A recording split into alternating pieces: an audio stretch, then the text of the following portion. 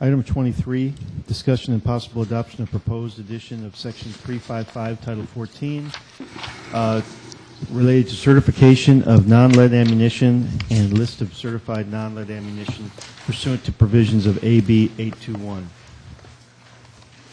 Sankey Mastrip from the Department. Good morning, Commissioners and staff and public. As you are aware, this is the last piece of regulatory action to make fully functional your actions to avoid condors coming into contact result of hunting activity, both game and non-game. This section specifically is the certification process for the ammunition used by both big game hunters and non-game hunters. It's essentially a process and for certification, and you have two options inside of those options, and that's specifically who shall determine and also create and update a list. It can be either the commission or the department, whichever your preference is. And there's also an informational update. To date, we've had 3 applicants for the certification process already submitted and completed, Nosler, Winchester, and Remington. And we have a 4th package from a custom cartridges that we're currently processing. So we are actively getting applicants, and we'll be able to produce a list of certified ammunition very soon once the regulations go into effect.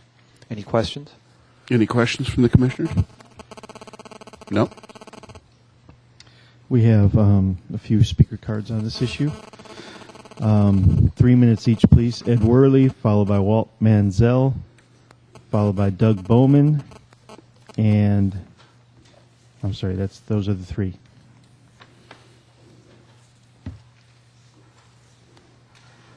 Morning, Ed. Hello, sir. How are you? Members of the Commission, Ed Worley with the National Rifle Association. I want to thank the Commission for the hard work in trying to implement this problem that we're all trying to face and save the condors at the same time. The one question I would have for staff is, anybody submitted applications to get rimfire ammunition certified? That's one question I think we all need to concern ourselves with. Is the last time we discussed this and last time it was talked about, no rimfire ammunition that's, quote, non-lead even existed. So that's a continuing problem we all need to think about. And how soon? The answer to the question was not yet. They have not yet.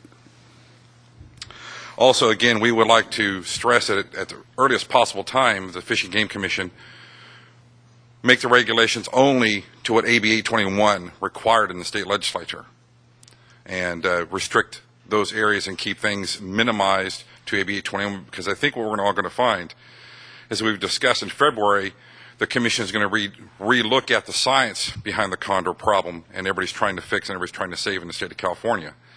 And I think we're all going to see some very interesting information when that comes about. So I want to thank the Commission for their hard work in helping keep the hunting season open. Thank you, Mr. Worley.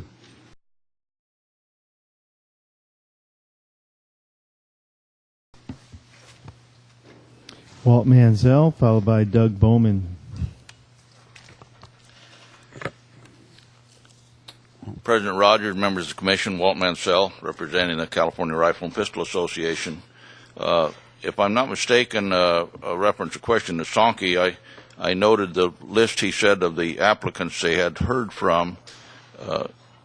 Correct me if I'm wrong, Sankey, please, but I did not notice you mentioned Barnes, Federal, or Weatherby. That is correct. As of this date, they have not submitted their applications yet. Yeah, those 3 account for more non-lead projectiles and ammunition than all of them you mentioned. We want to be sure that they get on board, and we'll do our part to see if we can push them. I would think it would be highly unlikely they would not, but I understand. We'll work on that one, Walt. And thank you to all of you for a very difficult process, I know, and we'll do our best to make it work. Thank you, Walt.